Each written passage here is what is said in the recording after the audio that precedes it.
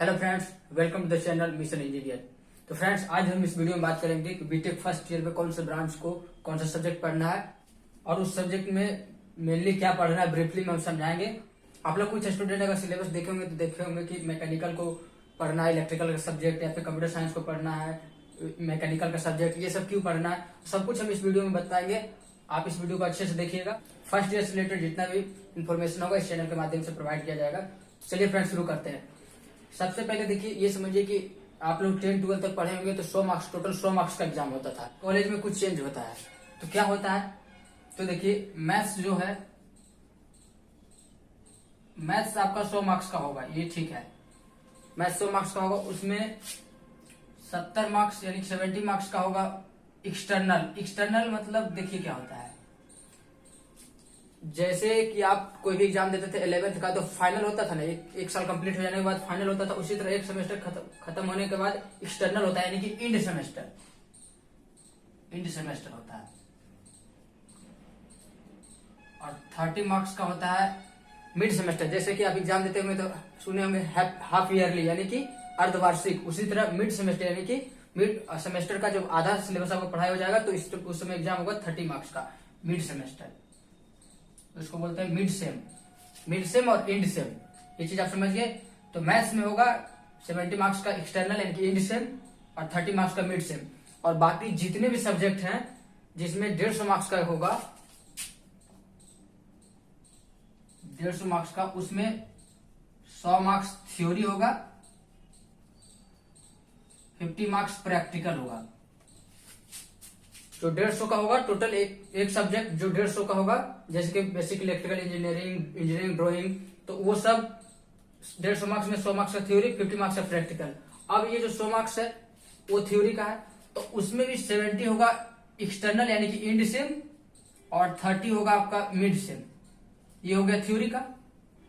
और अब प्रैक्टिकल का 30 होगा इंड सेम और 20 होगा मिड सेम, यानी कि 50 मार्क्स का प्रैक्टिकल भी हो गया और 30 मार्क्स का और 100 मार्क्स का थ्योरी भी हो गया। तो समझिएगा कि 70-30 और 30-20 प्रैक्टिकल के लिए और ये थ्योरेटिकल के लिए।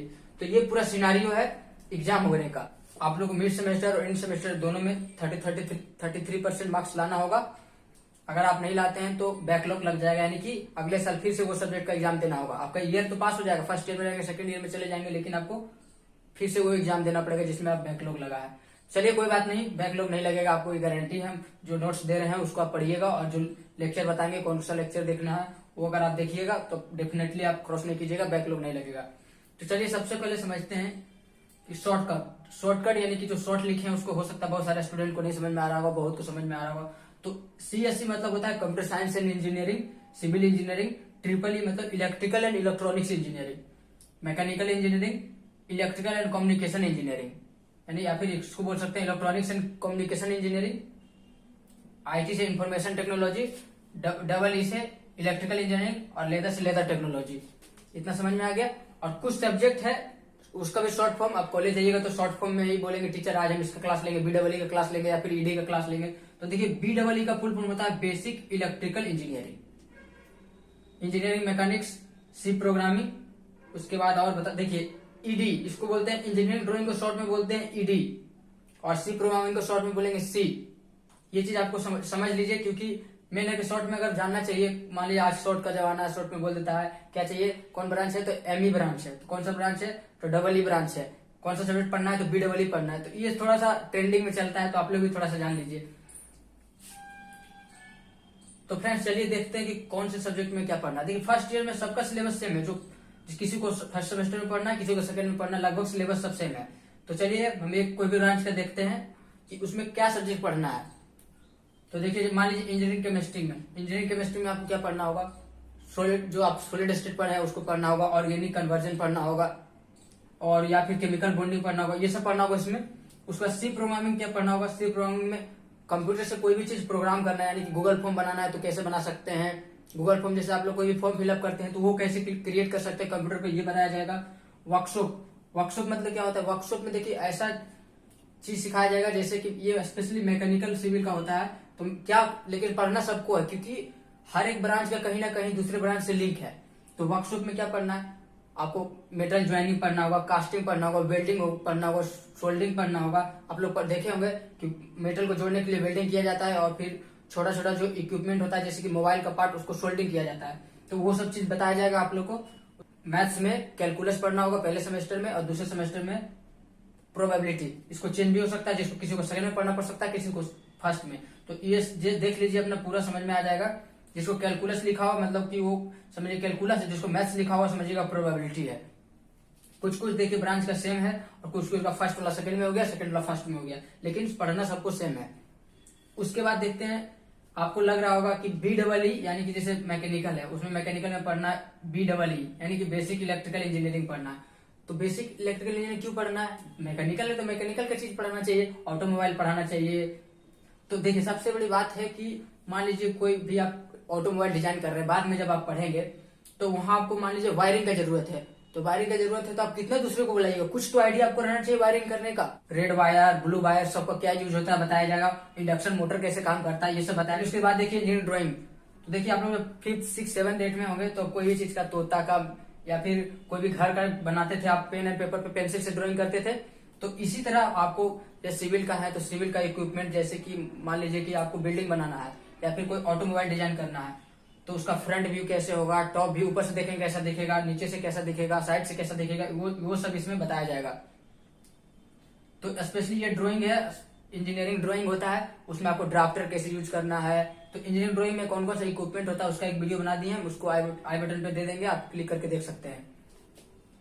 उसके बाद सी प्रोग्राम के बारे में बता दिए, सी प्रोग्राम में आपको क्या पढ़ना होगा। और मैथ्स में तो जान रहे हैं, मैथ्स में कैलकुलस और फिर प्रोबेबिलिटी पढ़ना होगा आप लोग को। फिजिक्स में किसी को मैकेनिक्स पढ़ना होगा और किसी को सेमीकंडक्टर पढ़ना होगा, सेमीकंडक्टर फिजिक्स। जैसे कंप्यूटर साइंस को पढ़ना है सेमीकंडक्टर फिजिक्स। तो इसको इसलिए पढ़ाया जाता है ताकि आगे वाला जो सेमेस्टर है 4th ईयर 3rd ईयर उसमें इसका यूज हो। मान लीजिए आप रोबोट बनाइएगा तो यहाँ पर सेमीकंडक्टर का यूज होगा, पी एन जंक्शन कैसे क्या होता है या फिर रेक्टिफायर क्या होता है, वो सब आपको बताया जाएगा इसमें। उसी तरह वर्कशॉप में आप इंग्लिश में क्या होता है तो इंग्लिश में आपको रिज्यूमे कैसे लिखना है, रिज्यूमे क्या होता है, स्टेज फियर होता है वो रिमूव किया जाएगा, डिबेट कंपटीशन होगा, लेटर लिखने सिखाया जाएगा, कम्युनिकेशन स्किल इंप्रूव किया जाएगा, ये इंग्लिश में बताया जाएगा। फ्रेंड्स आप लोगों के मन में यही डाउट हो रहा था कि सिविल वालों को इलेक्ट्रिकल क्यों पढ़ना है, तो देखिए कहीं ना कहीं लिंक होता है तभी पढ़ाया जाता है और आपके सिलेबस में है, इसको आप नोट कर लीजिए। और हो सके तो इसका हम PDF दे देंगे डिस्क्रिप्शन में, आप वहां से जाकर डाउनलोड कर लीजिएगा। और देखिए क्रेडिट होता है, क्रेडिट यानी कि हर एक सब्जेक्ट का क्रेडिट होता है। मान लीजिए किसी का 5 क्रेडिट है, किसी का 4 क्रेडिट है, किसी का 3 क्रेडिट है। तो क्रेडिट में क्या होता है, जो सब्जेक्ट का जितना क्रेडिट होगा उसका आपको जब SGPA बनेगा, CGPA बनेगा तो उतना ऐड किया जाएगा, उतना वैल्यू रहेगा वो क्रेडिट का। मान लीजिए 5 क्रेडिट का है तो उसको CGPA अगर इसमें 5 में 5 लाए या 4.5 लाए तो आपका क्रेडिट ज्यादा बढ़ेगा, CGPA ज्यादा अच्छा आएगा। तो इसलिए क्रेडिट जितना, जो सब्जेक्ट में जितना क्रेडिट होगा उसमें आप ज्यादा मेहनत करेंगे तो आपका CGPA बढ़ने का चांस ज्यादा होता है। हम सब्जेक्ट बता दिए हैं कि केमिस्ट्री पढ़ना है, कैलकुलस पढ़ना है या फिर प्रोग्रामिंग पढ़ना है। तो उसमें क्या एग्जैक्टली क्या पढ़ना है, कौन कौन सा टॉपिक पढ़ना है, तो उसका PDF हम डिस्क्रिप्शन में दे दिए, उसको आप देखिएगा तो आराम से अच्छे से सब कुछ बताया गया, किस टॉपिक को क्या पढ़ना है, कितने क्रेडिट का है, किस पे ज्यादा फोकस करना है, सब कुछ डिटेल में बताया गया। और बाकी देखिए बहुत सारे स्टूडेंट बोल रहे थे कि भैया इंग्लिश में जो कमजोर है उनके लिए क्या करना है। तो फ्रेंड देखिए उनके लिए जहां हम इंग्लिश का कोर्स किए थे, स्पोकन इंग्लिश का कोर्स, वहां का हम नोट्स बना रहे हैं, प्रिपेयर कर रहे हैं, आप लोग के बीच ला देंगे। उसके बाद बताएंगे कौन कौन सा ऐप है जिससे आप इंग्लिश आसानी से सीख सकते हैं, वो हम दूसरे वीडियो में बताएंगे। तो फ्रेंड्स आज के लिए इतना ही, मिलते हैं नेक्स्ट वीडियो में। चैनल पर नए तो चैनल को सब्सक्राइब करके बेल आइकन को प्रेस कर लीजिए ताकि इसी तरह से आपको फर्स्ट ईयर से हेल्पफुल वीडियो